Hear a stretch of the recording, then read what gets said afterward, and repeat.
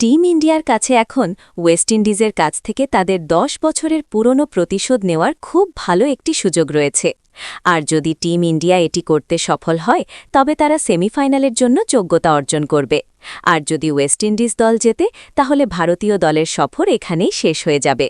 দেখতে গেলে একদিক থেকে এই ম্যাচটি একটি কোয়ার্টার ফাইনালই।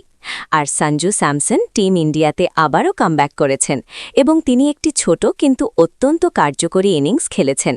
অন্যদিকে টিম ইন্ডিয়া টি-20 বিশ্বকাপের ইতিহাসে দ্বিতীয় সর্বোচ্চ রান করা দলে পরিণত হয়েছে এবং বিশ্বকাপের ইতিহাসে এক ম্যাচে সবচেয়ে বেশি ছক্কা হাঁকানো দলেও পরিণত হয়েছে। অন্যদিকে অভিষেক শর্মা ২৬ বলে হাফ সেঞ্চুরি করে এটা ঘোষণা করে দিয়েছেন যে তিনি এখন আবার সমহিমায় বা ফর্মে ফিরে এসেছেন। আর সেই সঙ্গে ক্লাচ গড হার্দিক পান্ডিয়াও একটি দুর্দান্ত হাফ সেঞ্চুরি করেছেন। আর একদম শেষে এসে তিলক বর্মা ফিনিশারের ভূমিকা পালন করেন।